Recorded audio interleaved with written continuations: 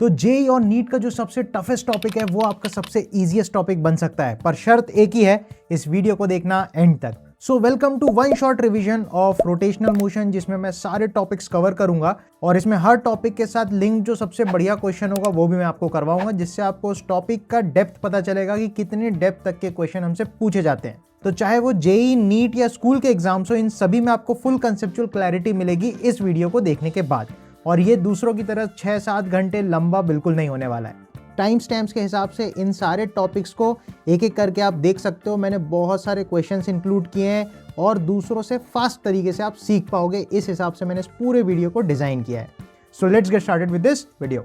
तो सबसे पहली चीज है यार, what is the difference between circular motion and rotational motion. तो सर्कुलर मोशन और रोटेशनल मोशन में सबसे बड़ा डिफरेंस ये आता है कि यार सर्कुलर मोशन जो है उसमें बॉडी का जो ओरिएंटेशन है वो चेंज नहीं होता, पर रोटेशनल मोशन में बॉडी का ओरिएंटेशन जो है वो चेंज होता है। इसको सिंपल से एग्जांपल से आप समझो, अगर ये एक पेन है और इसको मैं ऐसे ऐसे घुमाता रहूंगा तो आप देख सकते हो कि इसकी जो टिप है हमेशा ऊपर पॉइंट कर रही है, तो ये सर्कुलर मोशन है क्योंकि इसमें बॉडी का जो ओरिएंटेशन है वो चेंज नहीं हो रहा है। लेकिन इसी पेन को अगर अपन ऐसे घुमाएं कि जैसे जैसे घूमेगा तो इसकी मैं ओरिएंटेशन चेंज करता जा रहा हूं, तो इसको अपन रोटेशन बोलेंगे, क्योंकि हर बार जो पेन की टिप है वो सपोज 90 डिग्री घूमने पे ऐसी हो गई, तो ये रोटेशनल मोशन है क्योंकि इसमें बॉडी का ओरिएंटेशन चेंज हो रहा है। तो that's the main difference between circular motion and rotational motion. तो अल्टीमेटली सर्कुलर मोशन और रोटेशनल मोशन में सबसे बड़ा डिफरेंस है वो है ओरिएंटेशन का। तो दैट्स द कीवर्ड, ये आप पकड़ के चलना। इसके अलावा सर्कुलर मोशन में जितने भी काइनेमेटिक्स के फंडे हमने सीखे थे वो सभी यहाँ पे एप्लीकेबल होंगे। वो फटाफट से अपन देखते हैं, काइनेमेटिक्स ऑफ रोटेशनल मोशन या सर्कुलर मोशन। तो किसी भी रोटेटिंग बॉडी के भीतर जितने भी पॉइंट्स होते हैं वो सभी के सभी सर्कुलर मोशन कर रहे होते हैं। तो सपोज हमारे पास एक बॉडी है ये वाली, तो इस बॉडी को हमने सेंट्रल एक्सिस के अबाउट ऐसे घुमा दिया, तो ये बॉडी बेसिकली घूम रही है इस एक्सिस के अबाउट। तो किसी भी एक पार्टिकल को अगर आप पकड़ते हो कहीं पे भी, सपोज वो कुछ r1 दूरी पे छोटा सा मास dm है, तो ये क्या करेगा, ये एक सर्कुलर पाथ में इस तरीके से घूम रहा होगा। सही बात। इसी तरीके से कोई और पार्टिकल को आप पकड़ लो, सपोज यहाँ पे अपन ने एक dm पकड़ा, वो अगेन सपोज कुछ r2 डिस्टेंस पे है, तो वो भी ऐसे सर्कुलर पाथ में घूम रहा होगा। तो ऐसे करके जितने भी अलग अलग पार्टिकल्स होंगे वो सभी अपने अपने सर्कुलर पाथ्स में घूम रहे होंगे। तो जितने भी पार्टिकल्स किसी बॉडी के होते हैं वो अल्टीमेटली सर्कुलर मोशन ही करते हैं, पर बॉडी एज अ होल क्योंकि उसका ओरिएंटेशन चेंज होता है तो वो रोटेशनल मोशन कहलाता है। तो जो फंडे अपन ने सर्कुलर मोशन में डेवलप किए थे वो एक बार फटाफट से देखते हैं, क्योंकि यही रोटेशनल मोशन के बेसिक सवालों में यूज अप होते हैं। तो सबसे पहले हमने सर्कुलर मोशन में सीखा था आर्क एंड आर्क लेंथ। तो सपोज एक डंडी है, इस डंडी की जो लेंथ है उसको मैं रेडियस बोल दे रहा हूं आर। इस डंडी को एक कोने के पॉइंट के अबाउट हमने हिंज कर दिया, फिक्स कर दिया। अब अगर मैं इस डंडी को घुमाऊं, इस डंडी को मैंने यहां से घुमा के यहां ले गया, तो ये डंडी जो है यहां कहीं पहुंच गई और अपन बोल सकते हैं कि इसने एक आर्क ऐसा बनाया होगा। तो इस ब्लू कलर के पार्ट को या लाइन को अपन आर्क बोलते हैं, राइट। और इसकी जो लेंथ होती है उसको अपन आर्क लेंथ बोलते हैं। सही है, इतना अपन बेसिक तो आइडिया है। अच्छा, बीच में जो एंगल सबटेंड होता है वही अपना प्लेन एंगल कहलाता है। तो प्लेन एंगल की कहानी को इन डेप्थ प्रॉपर समझने के लिए आप सर्कुलर मोशन की प्लेलिस्ट को भी जरूर से देख सकते हो। तो प्लेन एंगल की जो डेफिनेशन आती है, plane angle is the ratio of arc length upon radius. तो यहां से आता है L बराबर आर थीटा। अब इसी को मॉडिफाई कर करके अपन ने इक्वेशंस बनाई थी, जो आप देख सकते हो कुछ ऐसी थी। अगर मैं दोनों तरफ डिफरेंशिएट करूं तो dl बाई dt कर सकते हैं, तो यहाँ पे r d theta by dt मिलेगा।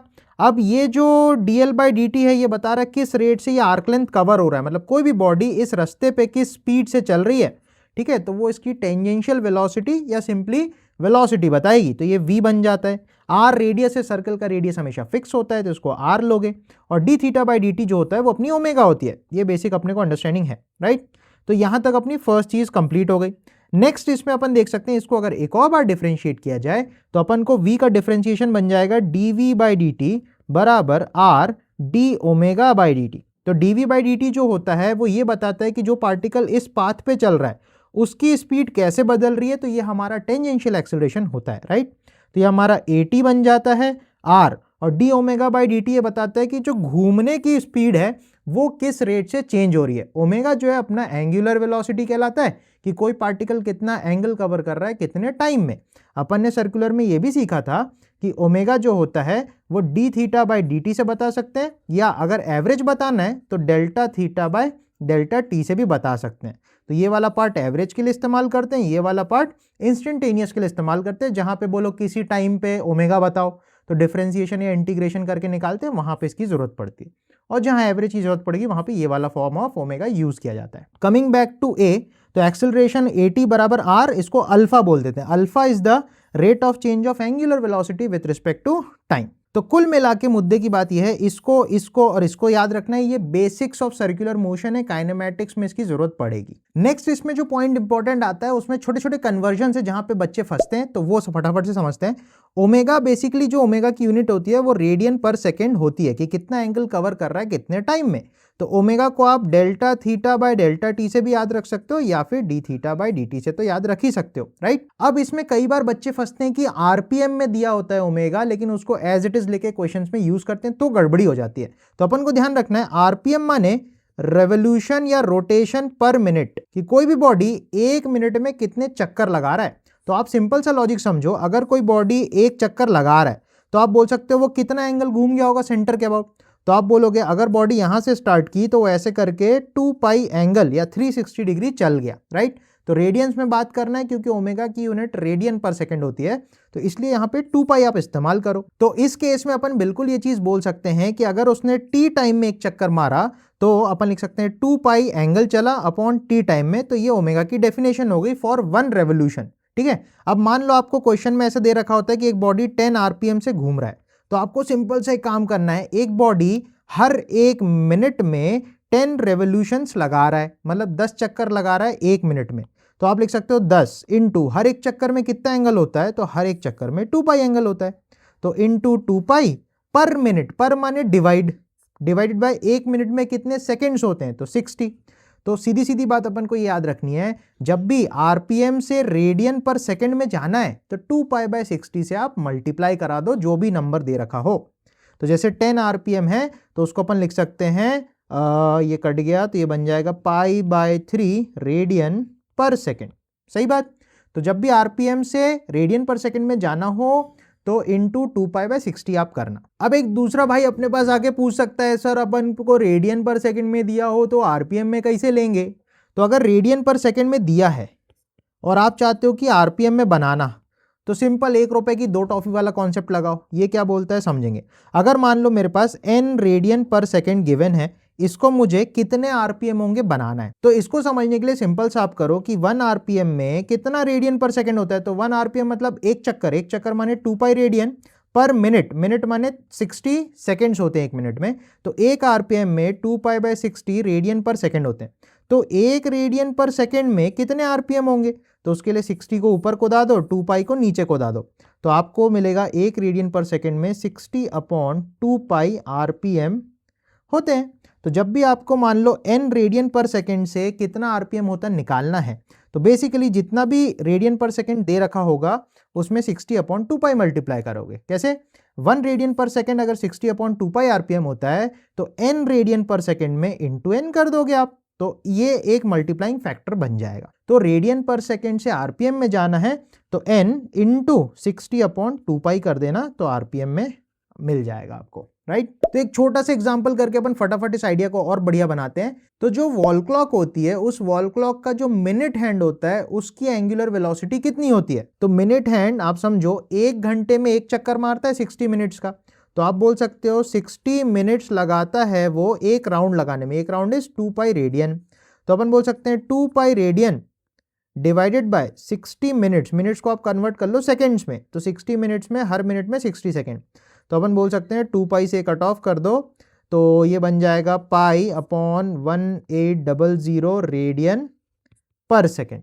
इसी तरीके से जो हमारा सेकेंड्स वाला काटा होता है उसकी एंगुलर वेलोसिटी कितनी होती है, कमेंट सेक्शन में जरूर से बताओ। नेक्स्ट चीज अपन काइनेमैटिक्स ऑफ रोटेशनल मोशन में ये भी समझ सकते हैं कि जो हमारा एंगुलर एक्सेलरेशन अल्फा है, अल्फा क्या करता है, ओमेगा को चेंज करता है, बिकॉज अल्फा जो है basically D omega by D T है, सही बात। तो जब भी एक्सेलरेशन कांस्टेंट होता है अपन इक्वेशंस ऑफ मोशन इस्तेमाल कर सकते हैं। तो जैसे हमने काइनेमैटिक्स में भी सीखा था, जैसे अगर ए कांस्टेंट है तो अपन लगाते हैं v बराबर u प्लस ए टी, इसके अलावा s बराबर u t plus half a t square, v square बराबर यू स्क्वायर प्लस 2as।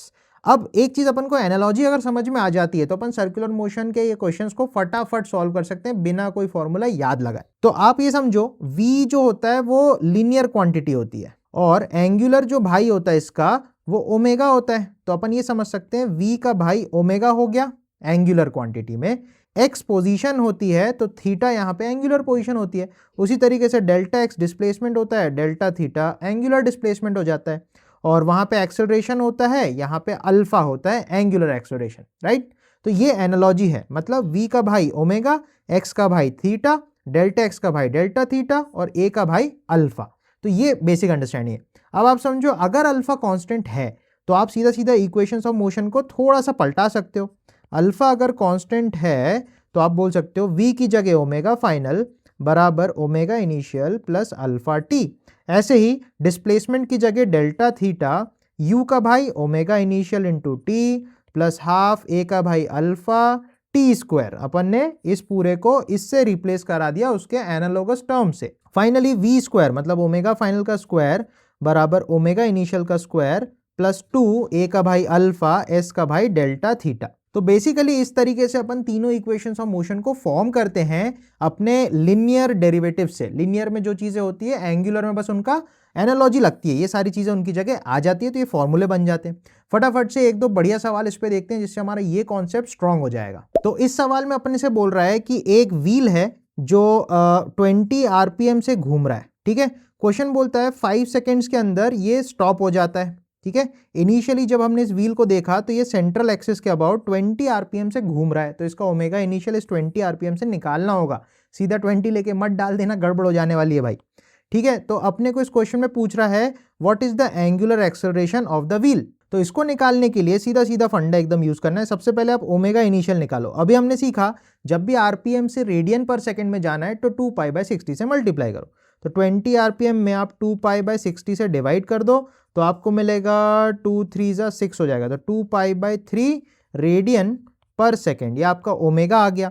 अब फाइनल ओमेगा आपको पता है कि फाइनल ओमेगा अगर 0 है तो इनिशियल वेलोसिटी पता, फाइनल वेलोसिटी पता, हमको अल्फा चाहिए और टाइम पता है। तो टाइम वेलोसिटी फर्स्ट इक्वेशन, क्योंकि फर्स्ट इक्वेशन में भी टाइम और वेलोसिटी दोनों आते हैं। तो अगर अपन यहां सिंपली फर्स्ट इक्वेशन लगाए तो v बराबर u प्लस ए टी, जहां जहां v है वहां पे ओमेगा फाइनल, जहां जहां u है वहां ओमेगा इनिशियल, a का भाई अल्फा, सही बात। तो यहाँ पे वैल्यू पुटअप करो, final velocity 0, initial omega was 2 pi by 3 radian per second plus alpha into t. अब देखो अल्फा हमें मालूम है यहाँ पे कि बॉडी रिटार्ड कर रही है, तो जबरदस्ती माइनस मत डालो, प्लस लेके ही चलो। आंसर अपने आप दिखा देगा कि माइनस साइन के साथ अगर अल्फा आएगा मतलब रिटार्डेशन है। तो अगर आपको नहीं दिमाग लगाना है तो एज इट इज को प्लस में छोड़ दो। तो सीधा सीधा यहाँ पे देखो अल्फा जब निकालोगे तो 2 पाई बाय 3 को इधर को दाओगे तो माइनस 2 पाई बाय 3 बराबर 5 अल्फा। तो अल्फा की वैल्यू देखो आ रही है माइनस 2 पाई बाय 3 5 जा 15 रेडियन पर सेकेंड स्क्वायर। तो यहां से देख सकते हो अल्फा जो है वो रिटार्डिंग है और उसकी वैल्यू हमने कैसे निकाली, तो इस तरीके से अपन सिंपली निकाल सकते हैं, राइट। एक और बढ़िया सवाल अपन फटाफट से देखते हैं कि इसको चुटकियों में कैसे सॉल्व किया जा सकता है। तो इसमें एक रिंग और उसके भीतर एक और रिंग जैसा दिया है, मतलब ये बेसिकली इस टाइप का स्ट्रक्चर है कुछ ऐसा, और उसमें से ऐसी एक और ये निकली हुई है, ठीक है, इस तरीके का कुछ है।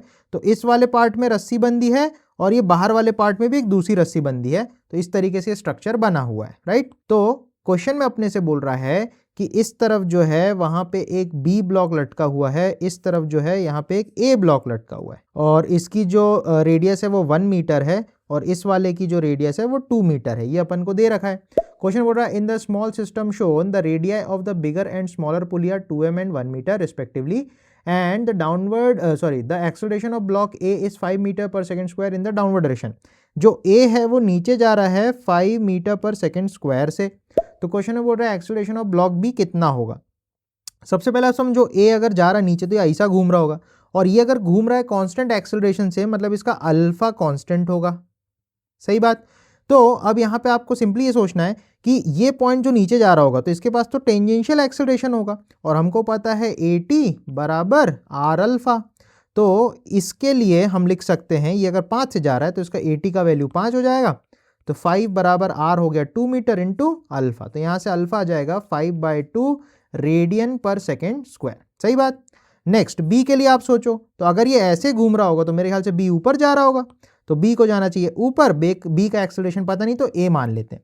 अब आप बी के बारे में सोचो, बी जो है बी के लिए भी ये क्वेश्चन वैलिड है, तो बी का एक्सेलरेशन ए हो जाएगा बराबर बी का रेडियस जो है वो 1 मीटर है तो 1 इंटू अल्फा, अल्फा की वैल्यू 5/2, तो सीधा सीधा एक्सेलरेशन ऑफ बी जो है वो आ जाएगा 5/2 मीटर पर सेकेंड स्क्वायर। तो यहाँ पे जो ध्यान देने वाली बात है वो ये है कि भैया ये जो एक्सेलरेशन है ये सब टेंजेंशियल एक्सेलरेशन है, और अल्फा जो है ये एंगुलर एक्सेलरेशन है, वो घुमा रहा है बॉडी को, राइट। तो इस क्वेश्चन में अपन से बोल रहा है कि यार दो मासेस जो इक्वल इन मैग्नीट्यूड्स हैं, दो मासेस हैं वो एक सर्कुलर पाथ में घूम रहे हैं और ये दो रस्सियों से ऐसे अटैच्ड हैं। तो क्वेश्चन में पूछ रहा है अगर इनर वाली रस्सी में टेंशन T1 है और बाहर वाली रस्सी में टेंशन T2 है तो T1 अपॉन T2 की वैल्यू कितनी होगी। एकदम सिंपल सा सवाल है पर इसको अपन चुटकियों में सॉल्व करना सीखेंगे, राइट। तो सबसे पहले ये समझना है कि कोई भी बॉडी अगर सर्कुलर मोशन में चल रही है तो उन सभी का जो ओमेगा होता है वो सबका सेम होता है, मतलब सारे के सारे एक ही एंगुलर स्पीड से घूम रहे हैं कि जब ये रस्सी सीधी हो जाएगी तो बॉल ऐसे आ जाएंगे तो दोनों ने ही 90 डिग्री कवर कर लिया होगा सेम टाइम लेके, यही ओमेगा बता रहा है, राइट। लेकिन दोनों की स्पीड्स अलग अलग होंगी, जो हम v लिखते हैं v बराबर r ओमेगा, वो दोनों का अलग अलग होगा।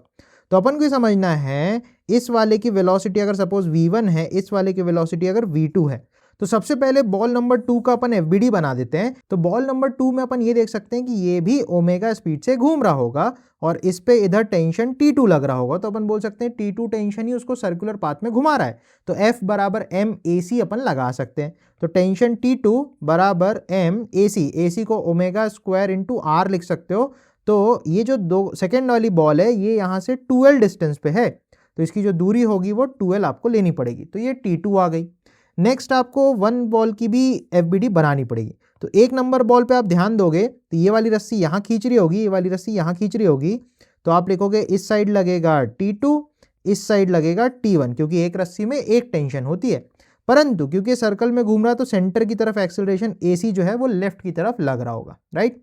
तो यहाँ पे आप देख सकते हो बड़ी फोर्स T1 माइनस छोटी फोर्स T2 बराबर m AC, AC हो जाएगा ओमेगा स्क्वायर इंटू आर, इसकी जो आर होगी वो L के बराबर होगी सेंटर से रेडियस। तो T1 की वैल्यू यहाँ मिल जाएगी m omega square L plus T2 की वैल्यू लिख सकते हो m omega square into 2L। तो यहाँ पे सिंपली आप देख सकते हो ये 2 है ये 1 है तो 3 टाइम्स हो जाएगा, तो T1 will be 3 times m omega square L, right. तो अपन को रेशियो जो चाहिए था T1 अपॉन T2 अब सीधा सीधा मिल जाएगा, तो आप लिख सकते हो T1 upon T2 will be 3m omega square L upon m omega square into 2L, m omega square LL कटा तो अपना आंसर आएगा 3/2। तो इस तरीके से अपन T1 T2 का रेशियो निकाल सकते हैं बहुत इजी टर्म्स में, राइट। अब moving on to the next section of the chapter, इसमें अपन मोमेंट ऑफ इनर्शिया डिफाइन करते हैं। जैसे न्यूटन्स लॉ में इनर्शिया में हमने सीखा कि इनर्शिया किसी भी बॉडी का आलस होता है जिसकी वजह से अगर बॉडी पड़ी है तो पड़ी रहना चाहती है, चल रही है तो चलती रहना चाहती है, और वो तब तक अपने स्टेट को बरकरार रखेगी जब तक कोई एक्सटर्नल लात या एक्सटर्नल फोर्स उस पर ना पड़ जाए।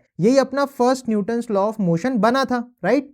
कोई भी बॉडी में इनर्शिया होता है, इनर्शिया एक बॉडी की क्वालिटी होती है, जैसे कि कोई काला होता है, कोई गोरा होता है, कोई मोटू होता है, कोई पतला होता है, वैसे इनर्शिया किसी बॉडी की प्रॉपर्टी है जिसकी वजह से वो बॉडी अपने स्टेट को बरकरार रखना चाहती है, अपने आलस की वजह से जिस स्टेट में है उसी स्टेट में रहना चाहती है।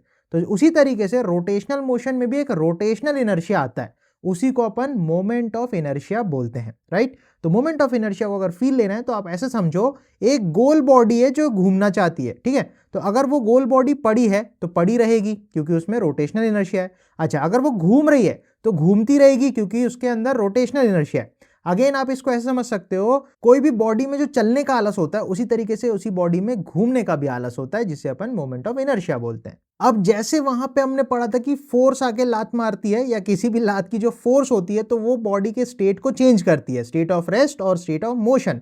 तो उसी तरीके से रोटेशनल मोशन में टॉर्क होता है, जैसे फोर्स होता है लीनियर में चलने में, वैसे टॉर्क होता है घूमने में।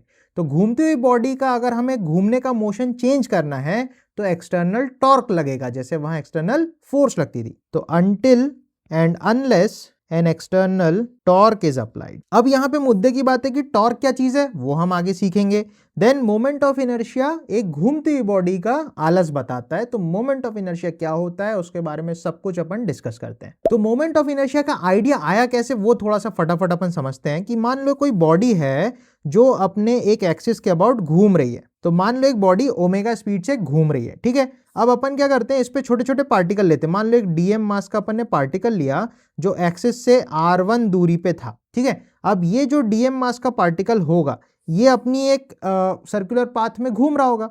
तो इसकी अगर हमको काइनेटिक एनर्जी लिखनी है तो छोटी सी काइनेटिक एनर्जी dk1 लिख देते हैं। तो ये लिख देंगे हाफ dm v1 स्क्वायर। तो v बराबर r ओमेगा होता है, तो वैसे ही करके v स्क्वायर की जगह आप लिख दोगे r1 इंटू ओमेगा का होल स्क्वायर। तो जो छोटे से पार्टिकल की काइनेटिक एनर्जी बनी dk1, उसको आप लिख सकते हो half dm r1 square into omega square.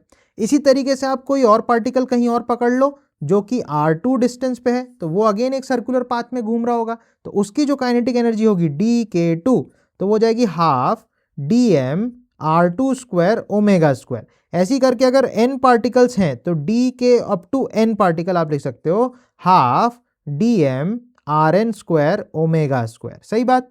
तो अगर आप इन सभी टर्म्स को एड अप करने जाओगे तो आप देखो total kinetic energy of the body, उसको आप लिख सकते हो, देखो हाफ ओमेगा स्क्वायर साइड ले लो। अब आप देखोगे ध्यान से कि dm r1 square plus dm r2 square, ऐसे करते करते up to dm into rn का स्क्वायर, ऐसी एक टर्म मिलेगी। तो इस टाइप की जो टर्म्स है बहुत सारी कैलकुलेशंस में साइंटिस्ट लोगों को दिखाई दे रहा था। तो इस टाइप की टर्म बोले तो मास इंटू दूरी का स्क्वायर, इसको क्योंकि ये रोटेशनल मोशन में बार बार आ रहा था तो इसी को नाम दिया गया रोटेशनल इनर्शिया या मोमेंट ऑफ इनर्शिया। तो यहां से जन्म हुआ अपने मोमेंट ऑफ इनर्शिया का, एंड मोमेंट ऑफ इनर्शिया को अपन शॉर्ट में आई लिखते हैं। तो ये होता है मास इनटू उसकी एक्सिस से दूरी का स्क्वायर। ठीक है, तो अब मोमेंट ऑफ इनर्शिया पे फटाफट से कुछ सवाल देखते हैं, देन इसकी थ्योरम्स भी अपन देखने वाले हैं। तो मोमेंट ऑफ इनर्शिया के जो सवाल है वो दो कैटेगरी में पढ़ते हैं। पहला कैटेगरी आता है डिस्क्रीट पार्टिकल्स। तो डिस्क्रीट पार्टिकल्स में क्या होता है, जो भी मासेस हैं वो एक्सिस से अलग अलग दूरियों पे होते हैं। तो मोमेंट ऑफ इनर्शिया जो आई से हम बताते हैं, तो मोमेंट ऑफ इनर्शिया में m इंटू आर स्क्वायर में अपन को दो चीजें ध्यान रखनी है कि कितना मास है, और दूसरी इंपॉर्टेंट बात है कि एक्सिस से कितनी दूरी पे है, एक्सिस ऑफ रोटेशन से कितनी दूरी पे है। तो फटाफट से कुछ शानदार एग्जांपल्स देखते हैं जिनसे आपको ये कॉन्सेप्ट बढ़िया तरीके से खोपड़ी में बैठ जाने वाला है। सपोज ये हमारी एक्सिस ऑफ रोटेशन है, मैं एक्सिस ऑफ रोटेशन को शॉर्ट में AOR बोला करूंगा, तो आप समझ जाना। ठीक है, अब यहाँ पे सपोज 2 kg का एक पार्टिकल है जो यहाँ से 2 मीटर डिस्टेंस पे है, यहाँ पे 1 kg का एक पार्टिकल है जो एक्सिस से 3 मीटर की डिस्टेंस पे है, यहाँ पे एक 5 kg का पार्टिकल है जो सपोज 0.5 मीटर डिस्टेंस पे है। सही है, तो अपन को इस सिस्टम का मोमेंट ऑफ इनर्शिया निकालना है। तो इसको ऐसे समझो, ये एक एक्सिस है, ये अपने ऐसे सर्कुलर पाथ में गोल गोल घूम रहा है, ये वाला ऐसे ऐसे घूम रहा है और ये वाला ऐसे ऐसे घूम रहा है। तो ये सब अपने अपने पाथ्स पे घूम रहे हैं, तो इनकी मोमेंट ऑफ इनर्शिया सिंपली हो जाएगी इनका मास इनटू इनकी एक्सिस से परपेंडिकुलर दूरी का स्क्वायर।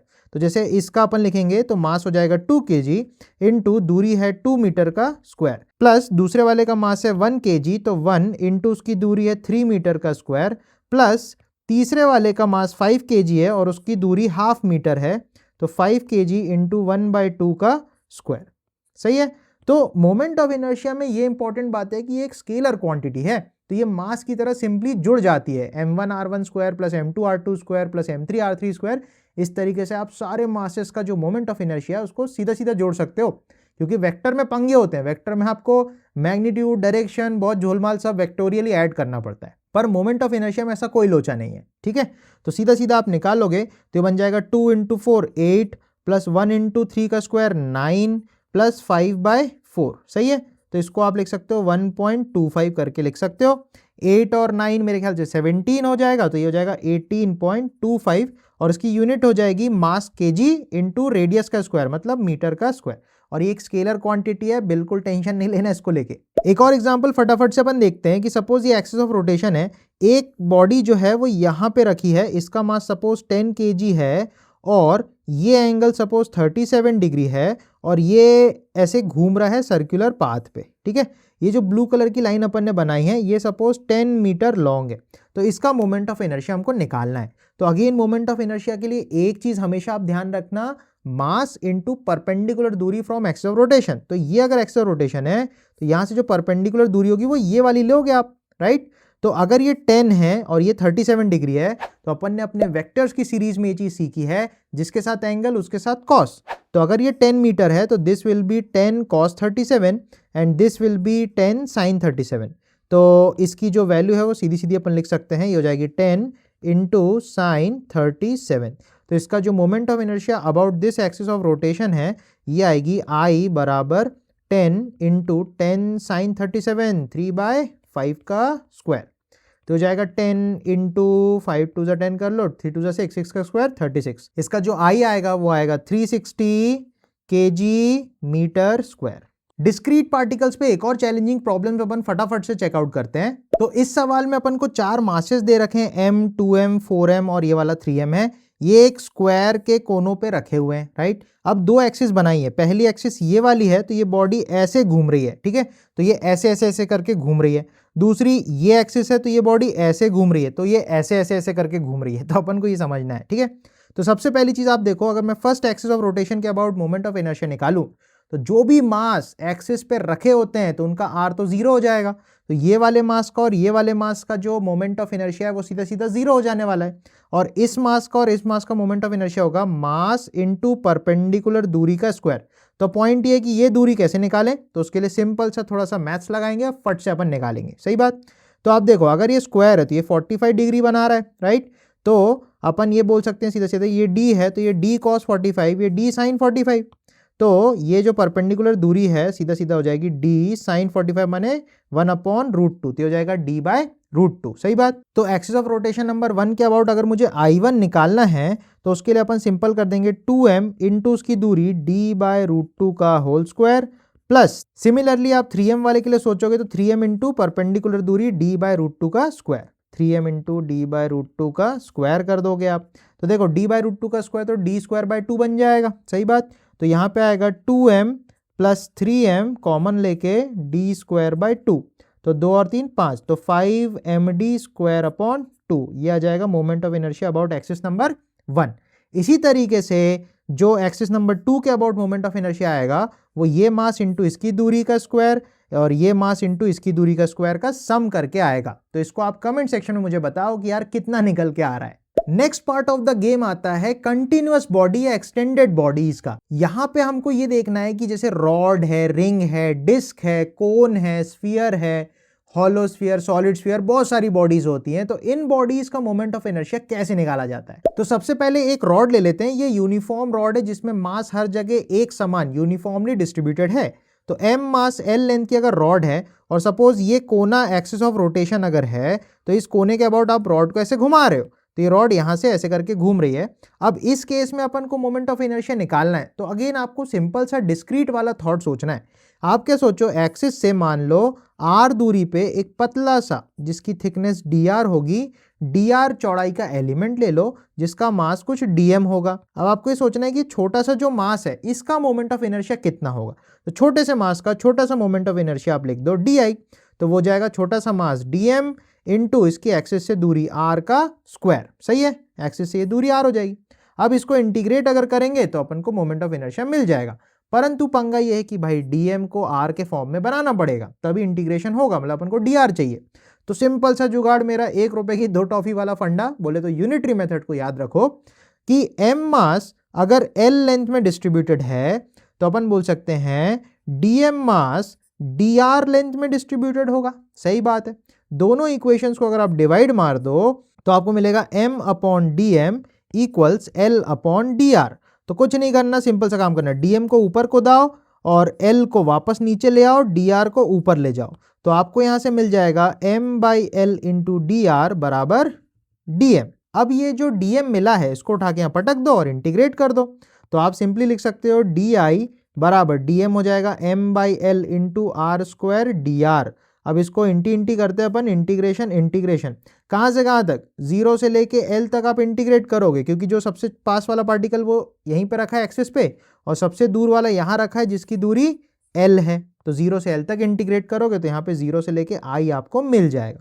तो यहाँ से i निकालोगे तो आएगा m/l, r² का इंटीग्रेशन हो जाएगा r³ 3। इसकी लिमिट लगानी पड़ेगी अपन को 0 से लेके l तक। तो i जो है सीधा सीधा मिल जाएगा ml³/3l, तो एक l से एक l निपट जाएगा तो ml²/3।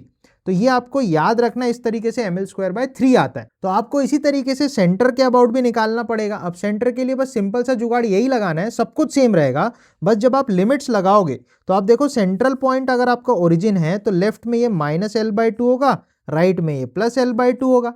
तो इस तरीके से लेफ्ट से लेके राइट तक जब इंटीग्रेट करोगे तो -l/2 से +l/2 में इंटीग्रेशन करोगे तो वहां से आपको रिजल्ट ml²/12 मिल जाएगा।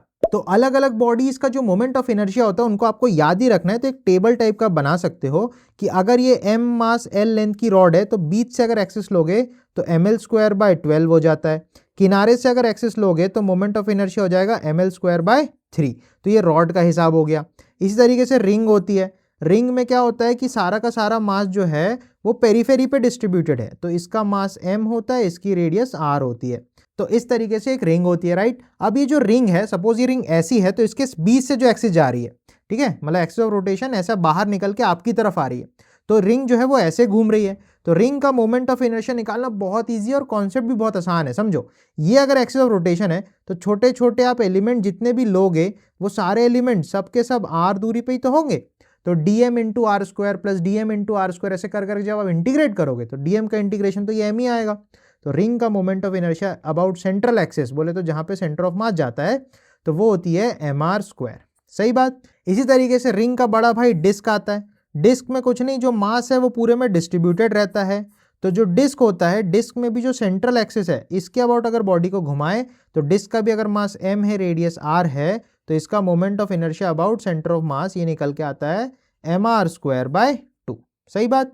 इसी तरीके से अपने पास नेक्स्ट जो पॉइंट आता है वो आता है शेल का। शेल मतलब हॉलो स्फीयर। तो कई सारे बच्चे ये शेल में पंगे करते हैं। तो शेल मतलब हॉलो स्फीयर होता है, इसको केयरफुली ध्यान रखना है आपको, ठीक है। तो शेल मतलब एक हॉलो खोखली सी बॉल है, उसको अगर आप सेंट्रल एक्सिस के अबाउट घुमाओ, इसको डायमेट्रिकल एक्सिस भी बोल सकते हैं, तो इस एक्सिस के अबाउट अगर घुमाओगे तो आई निकल के आता है 2/3 mr²। इसी तरीके से सॉलिड स्फीयर हो सकता है। तो सॉलिड स्फीयर का जो मोमेंट ऑफ इनर्शिया आता है अबाउट द सेंट्रल एक्सिस, तो इस एक्सिस के अबाउट जब आप इसे घुमाओगे तो इसका मोमेंट ऑफ इनर्शिया 2/5 mr² आता है। इसको याद रखना है। इसके अलावा दो फटाफट शॉर्टकट्स भी आपको बताता हूं जो आगे बहुत ज्यादा काम आने वाले हैं। कभी भी अपन को अगर हॉलो पाइप या हॉलो सिलेंडर बोलता है तो हॉलो सिलेंडर अगर है आपके पास, सपोज इसका मास m है और एक्सिस से इसकी रेडियस r है और इसी एक्सिस के अबाउट इसको घुमाया जा रहा है, ये आपकी एक्सिस ऑफ रोटेशन हो जाएगी। सही है।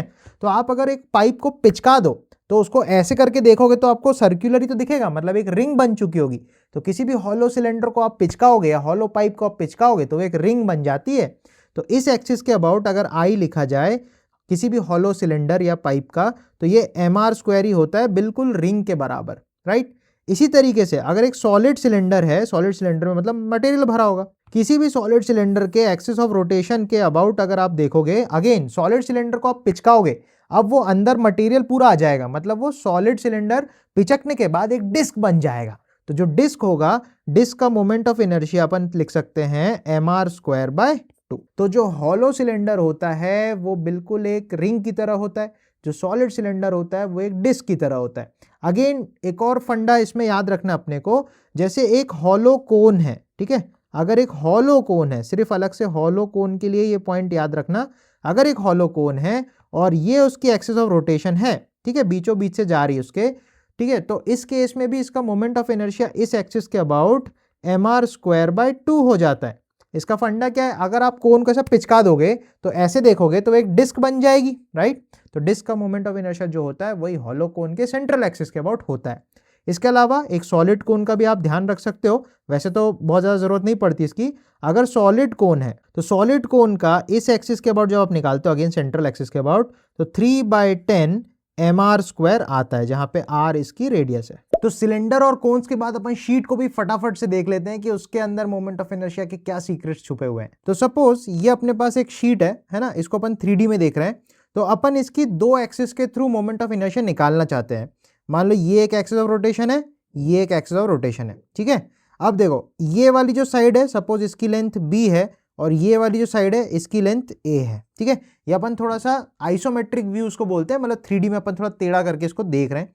तो अपनी मान लो ये एक्सिस ऑफ रोटेशन नंबर 1 हो जाएगी और ये वाली एक्सिस ऑफ रोटेशन नंबर 2 हो जाएगी, ठीक है। अब अगर इसको अपन सामने से देखें तो ये शीट अपन को कुछ ऐसी दिखेगी, ठीक है। सपोज ये b साइड है, ये वाली a साइड है, सही बात। अब अगर मैं एक्सिस ऑफ रोटेशन नंबर 1 की बात करूं तो एक्सिस ऑफ रोटेशन नंबर 1 यहां से जा रहा है, मतलब कुछ ये वाला एक्सिस है वो, तो अपन बोल सकते हैं ये हो गया अपना AOR1। अब सबसे पहले AOR1 अगर हमें निकालना है तो उसका सिंपल सा जो लॉजिक है वो ये है, आप ऐसा सोचो कि जो शीट है, इस शीट का मास मान लो m है, ठीक है। जो पूरा मास है वो पूरे एरिया में डिस्ट्रीब्यूटेड है, तो मास पर यूनिट एरिया यहाँ पे है, ठीक है। दूसरी बात, आप इसको ऐसे सोचो, ऐसे ऐसे करके अगर मैं खूब सारी रॉड्स रख दूंगा छोटे छोटे डीएम मास के, तो उन सभी रॉडों के बीच में से ही तो ये एक्सिस ऑफ रोटेशन जा रही है। तो हर रॉड के अगर बीच से एक्सिस जाएगी तो रॉड के बीच से अपन ने ml²/12 सीखा था। तो आप ऐसे इमेजिन करो ना, हर एक रॉड का dm into L²/12, dm into L²/12, यहाँ पे लेंथ ये b के बराबर हो जाएगी। तो dm into B²/12 plus dm into B²/12, ऐसे करते करते जब आप सबको जोड़ोगे तो टोटल मास m ही तो जुड़ेगा, b पूरे में कांस्टेंट रहने वाला है, राइट। तो इस एक्सिस ऑफ रोटेशन के अबाउट अगर मुझे I निकालना है तो I सिंपली रॉड की जैसा हो जाएगा mb²/12, ठीक है। तो काफी सारी, मतलब इनफाइनाइटली मैनी रॉड से मिलके ये जो शीट है वो बनी है, ऐसा अपन सोच सकते हैं। इसी आइडिया के साथ अगर हम इस एक्सिस ऑफ रोटेशन, बोले तो एक्सिस ऑफ रोटेशन नंबर 2 की बात कर रहे हैं, इस एक्सिस के अबाउट अगर मोमेंट ऑफ इनर्शिया निकाले तो फिर से आंसर इसी टाइप का ही आएगा, सही है। तो देखो, अगर अपन ने इस एक्सिस ऑफ रोटेशन की बात की, दिस इज AOR नंबर 2। अब इस एक्सिस के अबाउट अगर मुझे मोमेंट ऑफ इनर्शिया निकालना है तो इसके लिए अपन I2 लिख सकते हैं, ये वाला I1 हो जाएगा। तो I2 को अपन सिंपली लिख सकते हैं m इंटू A²/12। तो इसमें फंडा वही रहेगा कि ऐसे ऐसे खूब सारी अगर इन्फाइनाइटली मैनी रॉड्स आप जमा दो तो उन सारी रॉड से मिलके शीट बन जाएगी, और क्योंकि ये जो रॉड से सबकी लेंथ a है तो m A²/12 हो जाएगा। सिंपल सा आइडिया है। तो इस तरीके से अपन किसी भी शीट के बीच में से जो दो एक्सिस ऑफ रोटेशंस है इनके अबाउट अपन निकाल सकते हैं मोमेंट ऑफ इनर्शिया बहुत ही आसान तरीके से। तो इतने कॉन्सेप्ट्स को लगा के अपन कुछ क्वेश्चंस ट्राई करते हैं जिससे हमें थोड़ा मोमेंट ऑफ इनर्शिया और बेटर समझ में आएगा। तो इस सवाल में अपन ने सिंपली रॉड का ही मोमेंट ऑफ इनर्शिया निकालना है about this edge axis of rotation, लेकिन इसमें इंटरेस्टिंग बात यह है अब की बार की जो मास डेंसिटी है वो वेरिएबल है। इस टाइप के क्वेश्चन भी अपने को कई बार पूछे आते हैं, मेंस में, नीट में, स्कूल लेवल पे भी पूछे जा सकते हैं। तो ऐसे क्वेश्चन को कैसे हैंडल करना है वो अपन फटाफट से देखते हैं। तो इसमें फंडा तो वही रहेगा कि आपको सपोज x दूरी पे आप छोटा सा एक एलिमेंट लोगे जिसकी चौड़ाई dx होगी और इसमें dm मास होगा, सही बात। अब इसके अंदर अपन को ये सोचना है कि इस छोटे से dm मास का कितना मोमेंट ऑफ इनर्शिया होगा। तो छोटे से मास का छोटा सा मोमेंट ऑफ इनर्शिया di, ये होगा dm इंटू दूरी x का स्क्वायर। अब अगर अपन इसको दोनों तरफ इंटीग्रेट कर लेंगे तो अपन को मोमेंट ऑफ इनर्शिया मिल जाएगा। परंतु यहाँ पे अपने को लिनियर मास डेंसिटी दे रखी है कि मास पर यूनिट लेंथ 2x के हिसाब से चेंज हो रहा है, जहां पे x इस एंड से अपन ने मेजर किया हुआ है। तो जो मास डेंसिटी है हमको ये बता रही है कि जैसे जैसे x में आप आगे चलते जाओगे मास बढ़ता जाएगा, तो कोने की तरफ में ज्यादा मास कॉन्सेंट्रेटेड होगा और एक्सिस की तरफ में कम मास कॉन्सेंट्रेटेड होगा। ये हमको ये इक्वेशन या बोलना चाहिए जो एक्सप्रेशन हमको बता रहा है। नेक्स्ट पॉइंट, अब इसमें बात यह है कि भैया डीएम को कैसे रिप्लेस कराएं dx से, तभी तो इंटीग्रेशन कर पाएंगे। तो मुझे dm को dx बनाना है, तो अपन को पता लेमडा क्या होता है, लेमडा तो डेंसिटी होती है।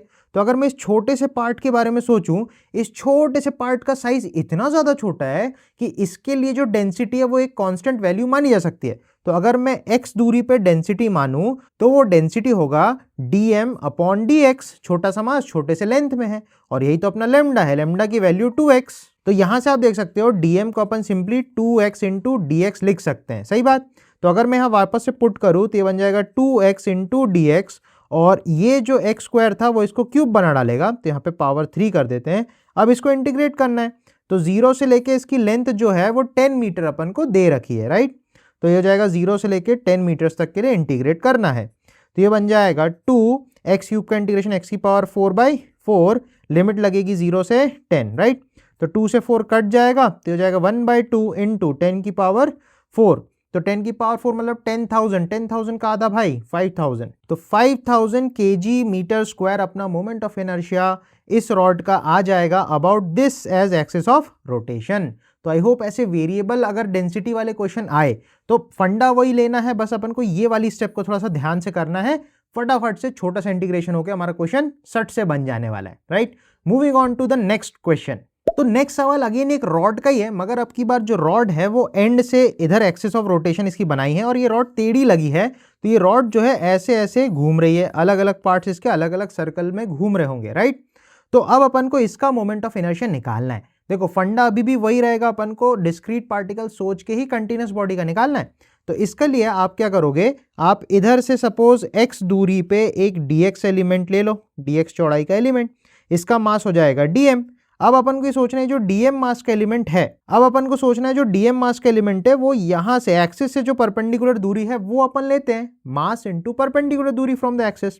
तो ये दूरी कैसे निकालोगे आप, देखो ये x अगर है तो जिसके साथ एंगल उसके साथ कॉस आता है, तो ये वाला हो जाएगा x cos theta, whereas ये वाला हो जाएगा x sin थीटा। तो ये वैल्यू की वैल्यू हो जाएगी x sin थीटा, राइट।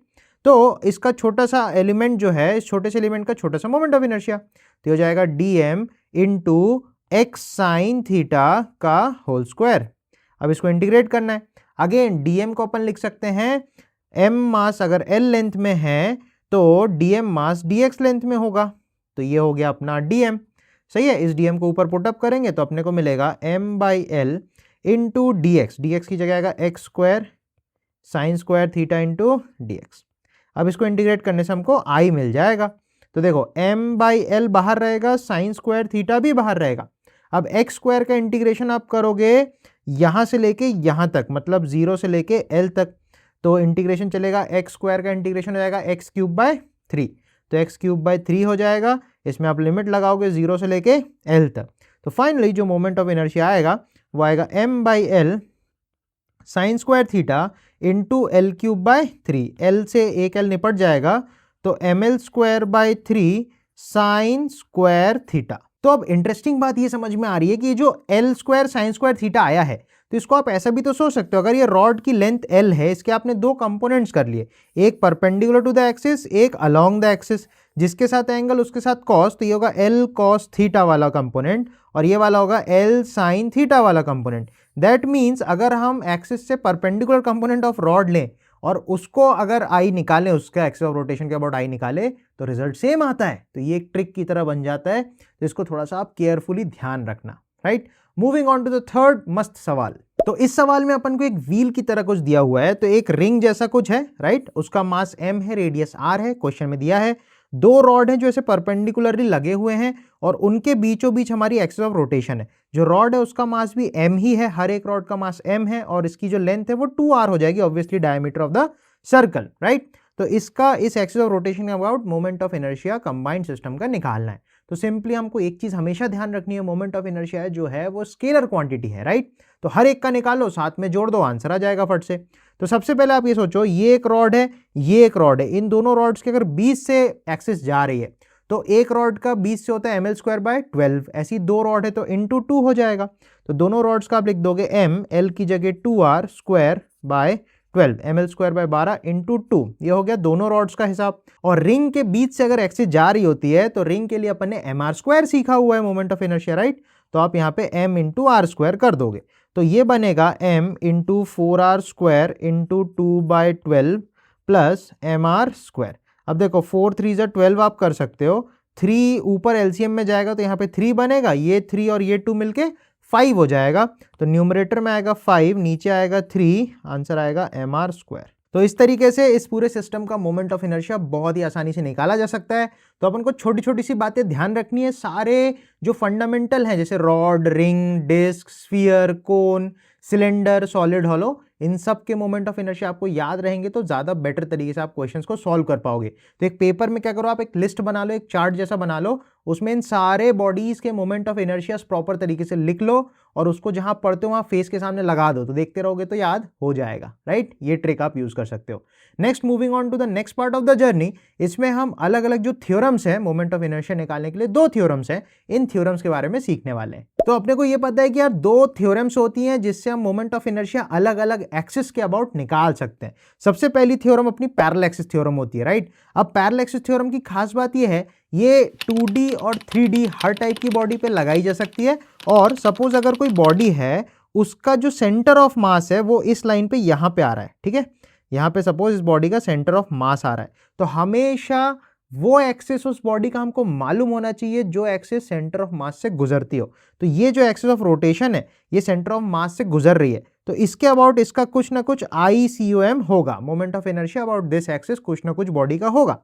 अब सपोज हम चाहते हैं कि भैया यहां से एक एक्सिस जा रही है, वो एक्सिस हो सकता है बॉडी के भीतर हो, बॉडी के बाहर हो, कहीं भी हो सकती है, कोई टेंशन नहीं। अब गेम ये है कि यार अपन चाहते हैं इस बॉडी का जो मोमेंट ऑफ इनर्शिया है वो इस एक्सिस के अबाउट तो हमको सपोज मालूम है ICOM, पर हम एक दूसरी एक्सिस है जो ओरिजिनल एक्सिस के पैरेलल है और कितनी दूरी पे है, तो समझ x दूरी पे है।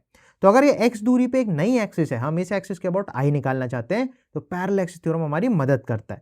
पैरेलल एक्सिस थ्योरम ये बोलता है इस वाले एक्सिस के अबाउट जो मोमेंट ऑफ इनर्शिया होगा वो I अबाउट COM होगा, तो आप लिखोगे ICOM प्लस mx स्क्वायर, इस बॉडी का पूरा मास जो है x दूरी पे लेके आप चले जाओ, तो m इंटू एक्स स्क्वायर कर दो, तो ये अपनी पैरेलल एक्सिस थ्योरम हो जाती है। ऑब्वियस सी बात है, ऐसे रफली समझाऊंगा तो कुछ समझ में नहीं आएगा, एग्जांपल देके समझाऊंगा तो बेटर तरीके से समझ में आएगा। तो इसके लिए आप ऐसा सोचो, सपोज आपके पास एक रिंग है, ठीक है, रिंग ऐसे रखिए, ऐसे साइडवेज रखिए, अपन को 3D में दिख रही है।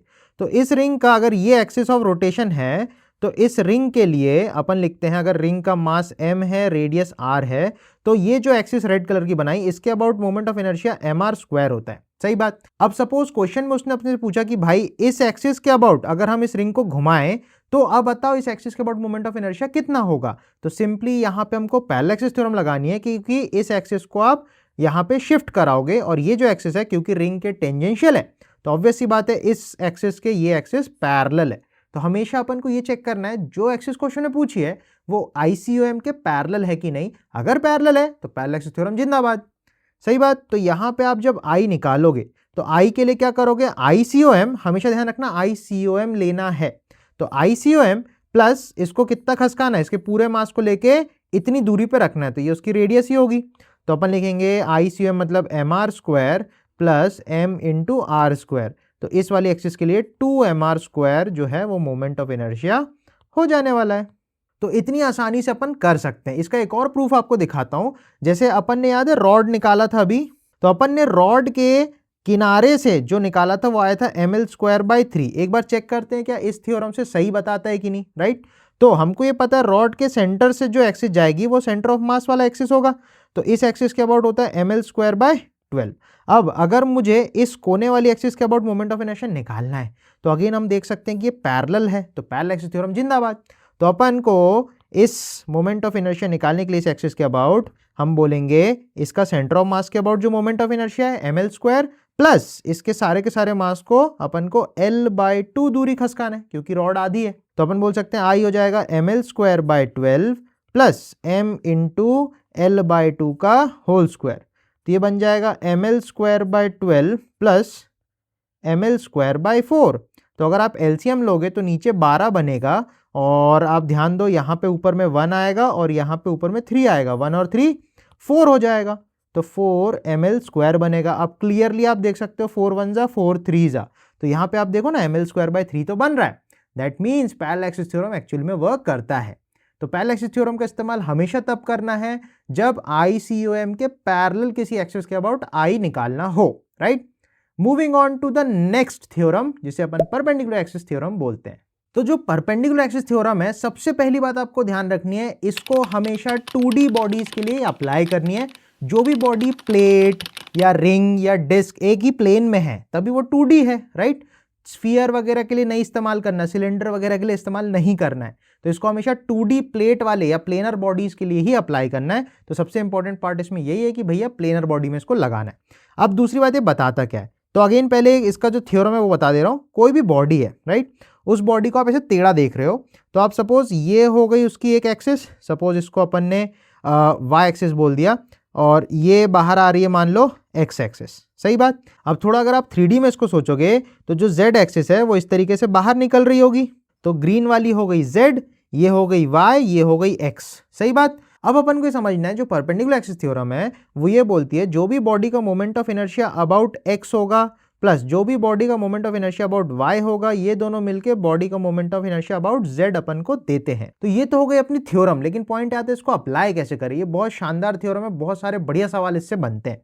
तो इसको अप्लाई करके अपन देख सकते हैं। मान लो अपने पास एक शीट है, अभी जो अपन ने शीट वाला देखा था जिसमें ma square by 12 mb square by 12 आया था, राइट, ये वही वाली शीट है।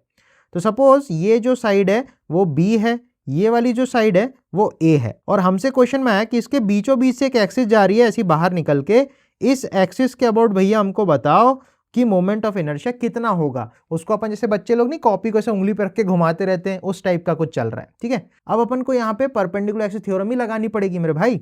तो आप देखोगे ये एक एक्सिस हो गई, ठीक है, मान लो वाई वाली है। अब मान लो ये वाली जो है वो एक्स वाली है, तो अपन लिख सकते हैं ये हो गया आई वाई, ये हो गया आई एक्स, और जो ब्लू कलर से आएगा वो अपना क्या बन जाएगा, आई जेड। तो आपको यहाँ पे क्लियरली दिख रहा होगा जो भी आई जेड होगा it will be the sum of I X and I Y. अब अगर ध्यान से देखो, मन की आंखों से देखो, तो आई एक्स जो होगा उसके लिए अपन को ए साइड लेनी है, तो एम ए स्क्वायर बटे 12 आ जाएगा। तो आप लिखोगे एम ए स्क्वायर बटे 12 प्लस जब y के अबाउट लोगे तो ये एक्स रोटेशन हो जाएगी, तो इसके लिए आपको ये चौड़ाई लेनी पड़ेगी, ऐसी ऐसी रॉडें लगा के इमेजिन करना पड़ेगा भाई। तो ये बन जाएगा एम बी स्क्वायर बटे 12, तो हो जाएगा एम बी स्क्वायर बटे 12। तो moment of inertia about G axis ये आ जाएगा m by 12 a square plus b square. तो ये बहुत स्टैंडर्ड टाइप के सवाल हैं, इनको अपन को समझना है, ढंग से लगाना है। एक और शॉर्ट ट्रिक इसमें सिखा देता हूं जो रिंग और डिस्क में बहुत ज्यादा काम आती है। अब सपोज अपने पास ना एक ऐसी रिंग दे रखी है, ठीक है, ये हो गई एक रिंग। अब रिंग का मास सपोज m है, रेडियस r है। अब हमको पता है रिंग के बीच में से अगर कोई एक्सिस जा रही है तो उस एक्सिस के अबाउट अपने पास एम आर स्क्वायर है, ठीक है, ये रिंग है तो प्रॉपर इसको रिंग कर देते हैं, ये रिंग है। तो रिंग के सेंटर से जो एक्सिस जाती है उसके लिए एम आर स्क्वायर अपने पास है, ठीक है। अब अपन को समझना है क्योंकि रिंग जो होती है वो एक सर्कुलर बॉडी होती है, तो अगर ऊपर से देखेंगे तो हमको ऐसा सर्कल दिखेगा। अब आप सोचो जो एक्सिस ब्लू कलर से बनाई वैसी बाहर आती हुई आपको नजर आएगी, राइट। अब देखो ये तो जो है ये जेड एक्सिस हो गई, तो ये आई जेड आ जाएगा इसके लिए। अब आप सोचो एक एक्सिस ऐसे होगी जिसको अपन आई वाई बोल रहे थे, एक एक्सिस ऐसी होगी जिसको हम आई एक्स बोल रहे थे, ठीक है, और जो आई जेड है वो बाहर निकल के आ रही है, सोचना है। अब आप ध्यान से एक चीज समझो कि रिंग जो है वो क्योंकि हर तरफ से सिमेट्रिक है, तो अगर मैंने रिंग को ऐसा गोल घुमा भी दिया तो जो आई एक्स था वो आई वाई बन जाएगा, तो अपन को दोनों के बीच में तो डिफरेंस समझ में ही नहीं आएगा, और सिमेट्री की वजह से हम बोल सकते हैं आई एक्स और आई वाई जो है वो बराबर हो जाएंगे। तो अपन बोल सकते हैं क्योंकि रिंग जो है या डिस्क जो है बहुत सिमेट्रिक चीज है, तो I x equal to I y अपन बिंदास बोल सकते हैं, तो इसको हमने कुछ आई मान लिया। दैट मीन्स जो भी moment of inertia x axis के अबाउट या वाई एक्सिस के अबाउट आ रहा होगा वो बराबर होगा ड्यू टू सिमेट्री, सही बात। अब अपन को ये चीज पता है कि जो आई जेड है वो तो एम आर स्क्वायर है, तो अपन लिख सकते हैं I Z equal to I X plus I Y, तो वो 2i हो जाएगा क्योंकि आई एक्स और आई वाई तो बराबर है अपने पास, राइट। तो आई की वैल्यू क्या आ गई, एम आर स्क्वायर बाई 2। अब ये बहुत इंपॉर्टेंट से एक रिलेशन निकल के आया, ये हमको ये बता रहा है किसी भी रिंग में जो ये एक्सिस है वो देखो उसके डायमीटर के अलोंग है, तो इनको अपन डायमेट्रिकल एक्सिस बोलते हैं। तो जब भी आपसे डायमेट्रिकल एक्सिस पूछे मतलब वो इस एक्सिस या इस एक्सिस की बात आपसे कर रहा है, बोले तो डायमीटर के अबाउट जो एक्सिस है उसकी बात कर रहा है। जब भी रिंग के डायमेट्रिकल एक्सिस के अबाउट मोमेंट ऑफ इनर्शिया पूछेगा तो आप सीधा सीधा सेंटर वाली एक्सिस का आधा उठा के कर देना। आधा क्यों हो रहा है वो लॉजिक आप समझ रहे होगे, क्योंकि ये दोनों आई बराबर हैं, तो ये वाला आई प्लस ये वाला आई मिलके ही तो ये बना रहा होगा, तो 2i मिलके अगर एम आर स्क्वायर बना रहे हैं तो एक आई की value M R square by 2 हो जाएगी। तो आई होप आप ये आइडिया समझ रहे होगे। तो डायमेट्रिकल एक्सिस के लिए आई आधा हो जाता है। यही आइडिया अपन अगर रिंग की जगह डिस्क पे लगाते हैं, तो सपोज ये एक डिस्क है, अगेन मास m है, रेडियस r है, इसके सेंट्रल पॉइंट के अबाउट अगर जो एक्सिस ऑफ रोटेशन है इसके लिए हमको पता है एम आर स्क्वायर बाय 2 होता है, यही अपना आई जेड है, सही बात। अब इसमें ये एक आई वाई हो जाएगा और ये वाला एक आई एक्स हो जाएगा, मान लो ये एक्स वाला हो गया, ये वाई वाला हो गया, सही है। अब अपन को ये पता है आई एक्स और आई वाई, क्योंकि डिस्क में भी वही सिमेट्री वाली बात आती है, तो अपन सीधा सीधा बोल सकते हैं I x equals to I y equals to I, और उसकी value M R square by 2 का आधा मतलब एम आर स्क्वायर बाय 4 हो जाता है। तो सेम आइडिया यहाँ पे भी लग जाता है कि डायमेट्रिकल एक्सिस के अबाउट जब भी मोमेंट ऑफ इनर्शिया पूछेगा तो आप सेंटर ऑफ मास के अबाउट जो बॉडी के परपेंडिकुलर एक्सिस ऑफ रोटेशन है उसका आधा कर दोगे तो ये डायमेट्रिकल एक्सिस वाला आपको मिल जाएगा। तो ये आइडिया को ध्यान रखना, बहुत सारी जगहों पे काम आता है, सही है। तो अब इन दोनों थ्योरम्स का इस्तेमाल करके कुछ बहुत बढ़िया सवाल बनते हैं जो पीवाईक्यू में भी आए हुए हैं, चलो उनको ट्राई करते हैं फटाफट से। तो लेवल 1 के लिए सवाल है, अगर हमारे पास 2 रॉड्स हैं, दोनों का मास m है, लेंथ l है, और दोनों को यहाँ कोने के अबाउट ज्वाइन कर दिया, वेल्डिंग कर दिया। अब इन दोनों रॉड्स को ऐसे घुमा रहे हैं जैसे एक पंखे में से एक ब्लेड कट गया और 2 ही ब्लेड रह गए हो, ऐसा सवाल है। तो 90 डिग्रीज पे ये लगे हुए हैं और दोनों को अपन इस एक्सिस के अबाउट घुमा रहे हैं जो कि परपेंडिकुलर टू द प्लेन निकल रहा है, आपके फोन की स्क्रीन से बाहर निकल रहा है, राइट। तो ये हो गया हमारा एक्सिस ऑफ रोटेशन। अब अगर आप ध्यान दो, इसका आई निकालना तो एकदम सिंपल सही है। क्यों? क्योंकि इस रॉड के भी कोने से जा रहा है और इस वाली रॉड के भी कोने से जा रहा है, तो दोनों रॉड के लिए कोना है, तो आप ml²/3 इंटू 2 बिंदास कर सकते हो, उसमें कोई दिक्कत वाली बात नहीं है। तो अपना आंसर सिंपली 2/3 ml² हो जाने वाला है, right. Moving on to level 2 सवाल। नेक्स्ट सवाल में अपन से बोल रहा है कि 3 रिंग्स हैं जो इस तरीके से एक ही प्लेन में रखी है और उसी प्लेन में एक एक्सिस ऑफ रोटेशन अपन को रेड कलर से दे रखी है, तो अपन को इस एक्सिस ऑफ रोटेशन के अबाउट आई निकालना है, ठीक है। तो ये जो बॉडी है इस एक्सिस के अबाउट ऐसे घूम रही है, तो अपन को आई निकालना है। अब आप सिंपल सी एक बात समझो, इस रिंग के लिए तो भैया ये डायमेट्रिकल एक्सिस ही हो जाएगी, तो mr²/2 सीधा सीधा हो जाएगा, सही बात। लेकिन इस वाली रिंग के लिए डायमेट्रिकल एक्सिस को भी शिफ्ट कराना पड़ेगा, बोले तो पैरेलल एक्सिस थ्योरम लगानी पड़ेगी। सेम काम अपन को इस रिंग के साथ करनी पड़ेगी, इसके सेंटर ऑफ मास से जाने वाली एक्सिस और उसको शिफ्ट कराना पड़ेगा। तो मान लो मैं रिंग की नंबरिंग कर देता हूँ, 1 नंबर, 2 नंबर और 3 नंबर। तो 1 नंबर रिंग के लिए अपन सीधा सीधा mr²/2 लिख सकते हैं, बिकॉज आई जो है वो डायमेट्रिकल एक्सिस के लिए आ रही है, सही बात। अब सेकेंड नंबर रिंग के लिए अपन बात करें तो ये अगर एक्सिस ऑफ रोटेशन होगी तो ये भी तो डायमेट्रिकली तो होगी, तो इसका mr²/2 आएगा। तो आप लिख दो mr²/2 आएगा 2 नंबर के लिए, प्लस पैरेलल एक्सिस थ्योरम क्या बोलता है, इसके ICOM को शिफ्ट भी तो कराना है, तो r के बराबर ही तो शिफ्ट आप कराओगे, सही बात। तो mr² ऐसा शिफ्ट कराओगे, एंड क्योंकि इसके लिए और इसके लिए दोनों के लिए सेम काम करना है, तो अपन यहाँ पे इंटू 2 टाइम्स कर सकते हैं, सही बात। तो total I about this axis of rotation हमको मिल जाएगा। तो आई की वैल्यू हो जाएगी mr²/2 प्लस, आप इसको ऐसे सोचो, ये हाफ है और ये 1 है, 1 और हाफ मिलके 3/2 बनेगा, नीचे का 2 ऊपर का 2 कट जाएगा तो 3 बचेगा, 3mr², सही बात। अब देखो फिर से आप एलसीएम लोगे तो 2 × 3 6, 6 + 1 तो बन जाएगा 7, तो ये बन जाएगा 7mr²/2। तो ऐसे झटपट से आप मक्खन की तरह क्वेश्चंस को सॉल्व कर पाओगे। एक और लेवल 3 का सवाल देखते हैं, जिससे हमारा कॉन्फिडेंस और कॉन्सेप्ट थोड़ा और बढ़िया हो जाएगा। नेक्स्ट सवाल में हमारे पास इतनी सारी डिस्क दे रखी है और इस क्वेश्चन में पूछा अगर ये एक्सिस ऑफ रोटेशन है तो इस एक्सिस के अबाउट मोमेंट ऑफ इनर्शिया अपन को बताना है। तो इस एक्सिस को अबाउट मोमेंट ऑफ इनर्शिया अगर निकालोगे तो सबसे पहले इस वाली डिस्क का तो ये सेंट्रल एक्सिस ही है, सीधा सीधा vertically perpendicular to the plane जा रहा है, तो इसके लिए तो भैया आप सीधा सीधा mr²/2 लिख सकते हो। प्लस नेक्स्ट आप देखोगे किसी भी एक डिस्क को आप पकड़ो, सपोज मैंने इसको पकड़ा, इसके सेंटर के अबाउट आप आई निकालोगे तो ये तो mr²/2 ही आ जाएगा। फिर इसको यहाँ से यहाँ आपको शिफ्ट कराना है, तो आप इतना r और इतना और r, मतलब आप 2r शिफ्ट कराओगे, राइट। तो इसके लिए अपन लिखेंगे mr²/2 हो गया उसकी बीच से, प्लस m × 2r का स्क्वायर अपन को करना है, तो इधर से इधर 2r शिफ्ट करेंगे, इस एक डिस्क का मास m है।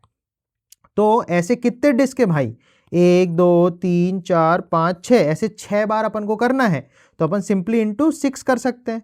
तो टोटल मोमेंट ऑफ इनर्शिया बनेगा mr²/2 प्लस, देखो यहाँ बनेगा 4, 2 4 = 8, 8 + 1 तो 9, तो हो जाएगा 9/2 mr² इंटू 6 बनेगा। अब 6 9 = 54, 54 + 1 55, तो 55/2 mr² अपना आंसर आ जाएगा। तो इस टाइप से अपन parallel axis theorem, perpendicular axis theorem का इस्तेमाल करके कुछ बहुत बढ़िया सवालों को बनाया जा सकता है। एक और बहुत शानदार सवाल है, इसको फटाफट से अपन ट्राई करते हैं। क्वेश्चन में बोल रहा है कि एक स्क्वायर लेमिना है, ध्यान देना स्क्वायर है, ए और बी साइड्स बराबर है, उसकी इसको एक्सिस ऑफ रोटेशन मान के हम ऐसे ऐसे ऐसे करके घुमा रहे पतंग की तरह, तो इस एक्सिस ऑफ घुमाने पे इसका मोमेंट ऑफ इनर्शिया बताना है। तो फर्स्ट नज़र में आप देखोगे तो बहुत अजीब सा लगेगा, पर इसको करना बहुत आसान है। इसको परपेंडिकुलर एक्सिस थ्योरम से चुटकी बजा के किया जा सकता है।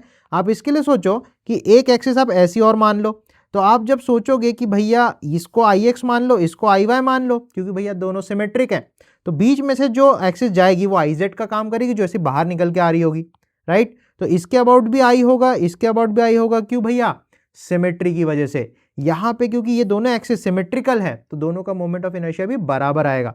तो दोनों का मोमेंट ऑफ इनर्शिया आप 2i ले सकते हो, बराबर IZ करा सकते हो। अब पॉइंट ये है कि IZ कैसे निकालें, तो उसको निकालना आसान है। हमको ये पता है कि इस एक्सिस के about moment of inertia ma²/12 होगा, इस एक्सिस के about moment of inertia again ma²/12 होगा। तो अगर इधर पे हम ब्लू वाली एक्सिस को परपेंडिकुलर एक्सिस थ्योरम लगाएं, तो हम बोल सकते हैं इस एक्सिस का और इस एक्सिस का जो मोमेंट ऑफ इनर्शिया आएगा Z वाले के लिए, वो इन दोनों का सम आएगा। तो IZ की वैल्यू हम लिख सकते हैं ma²/12 × 2, सही बात।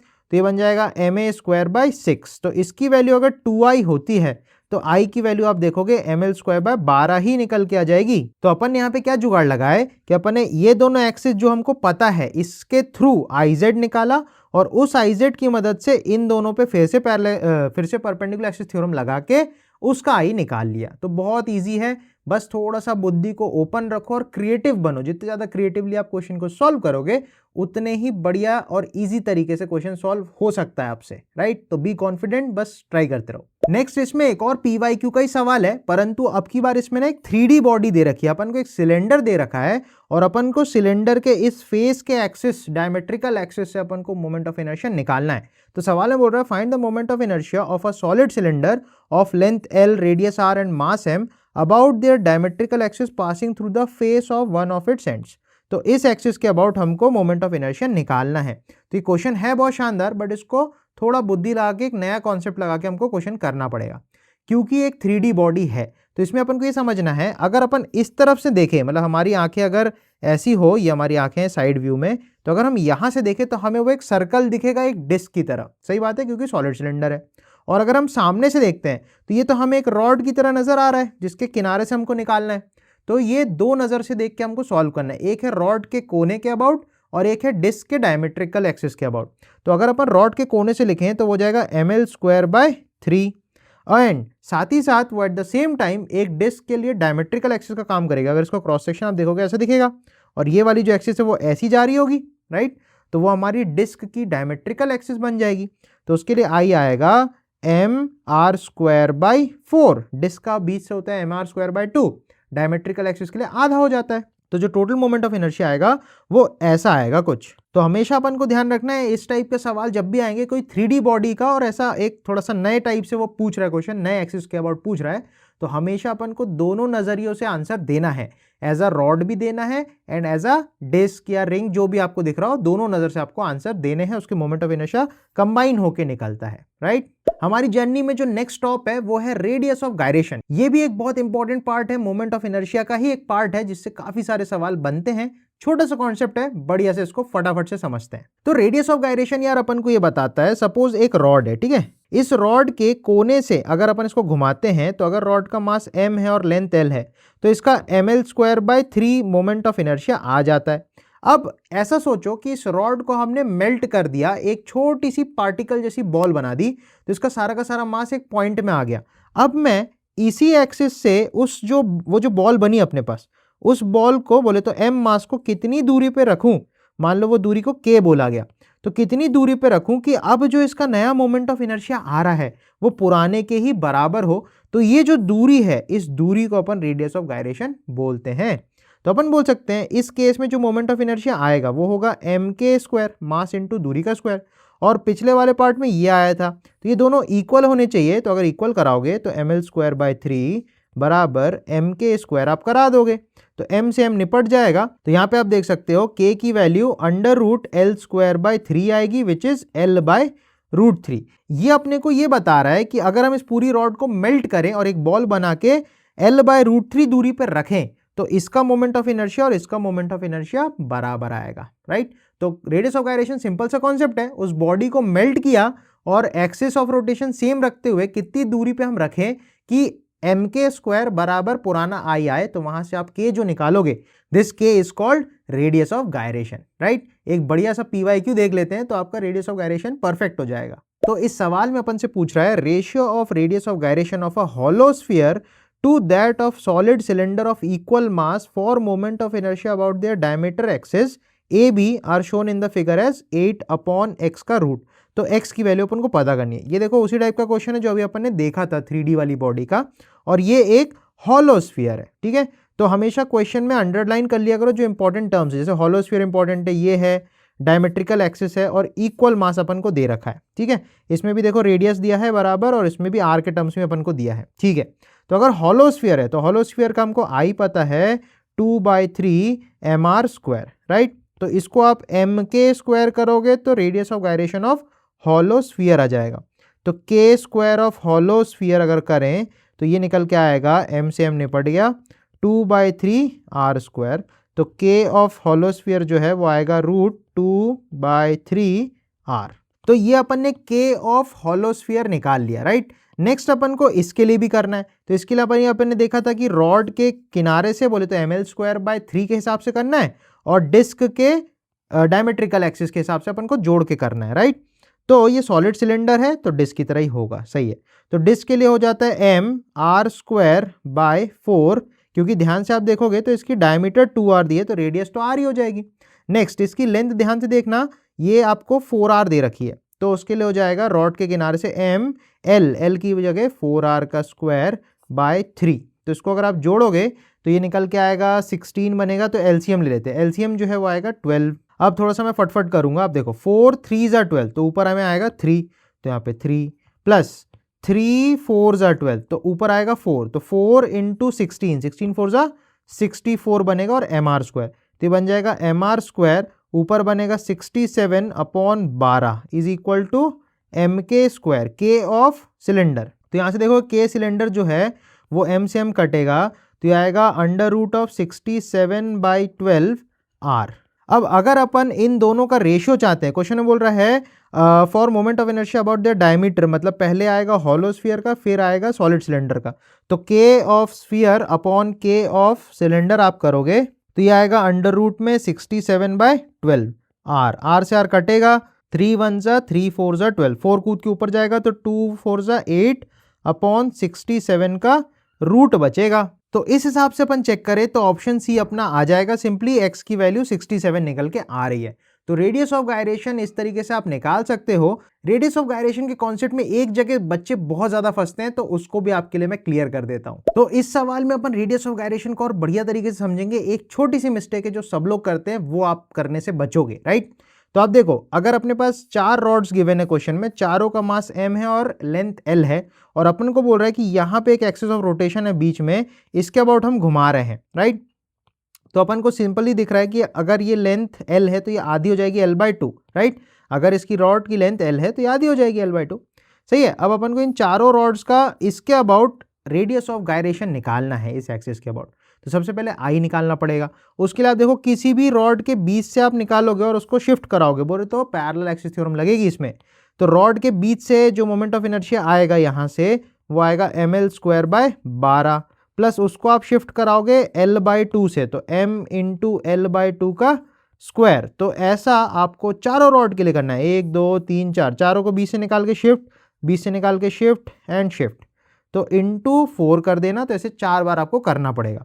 तो यहाँ से आई निकल के आएगा, ये बनेगा ml²/12 plus ml²/4 whole into 4, तो 4 1 ज़ा 4 1 ज़ा 4 3 ज़ा, तो 3 और 1 4, 4/3 ml² निकल के आएगा।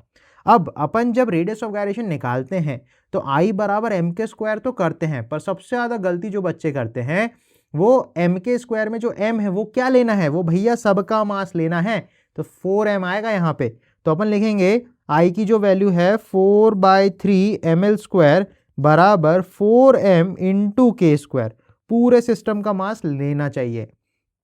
तो यहाँ से आप देखो, काटापीटी करो तो 4m कटेगा, तो k की वैल्यू आएगी l/√3। तो इस तरीके से रेडियस ऑफ गायरेशन में जो मास वाली गलती है, 99% बच्चों को मैंने देखा है ये गलती वो करते हैं, तो इसको आप बिल्कुल भी मत करना। इसके बाद जो नेक्स्ट चीज है जिसमें सबसे ज्यादा बच्चे गलती करते हैं, वो होता है मोमेंट ऑफ इनर्शिया का जो फील है वो नहीं कर पाते।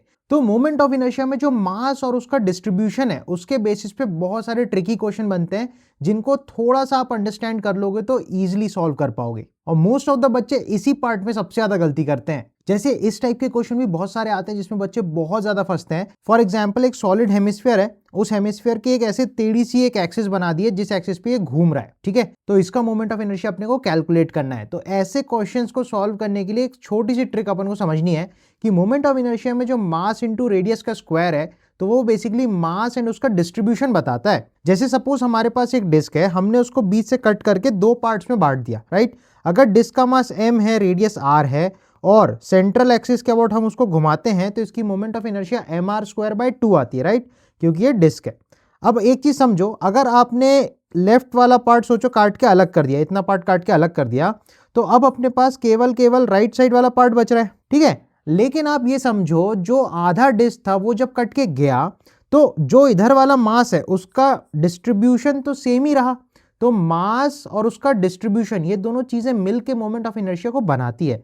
तो आप ये सिंपली सोच सकते हो कि अगर ये आधा पार्ट हट गया है तो अब आप सोचिए आधी डिस्क की घूम रही होगी इस एक्सिस के अबाउट ऐसे गोल गोल, तो इसका मोमेंट ऑफ इनर्शिया चेंज सिर्फ मास की वजह से होगा, क्योंकि सारे पार्टिकल जो जहां पहले रखे हुए थे उनकी सेंटर से जो भी दूरियां थी वो तो अभी भी सेम है, तो आर सबका सेम रहा, पर मास आधा होने की वजह से मोमेंट ऑफ इनर्शिया अब आधे डिस्क का एम आर स्क्वायर बाय 2 तो होगा ही, बस एम की जगह आपको एम बाय 2 लेना पड़ेगा, तो अपना एम आर स्क्वायर बाय 4 आ जाएगा।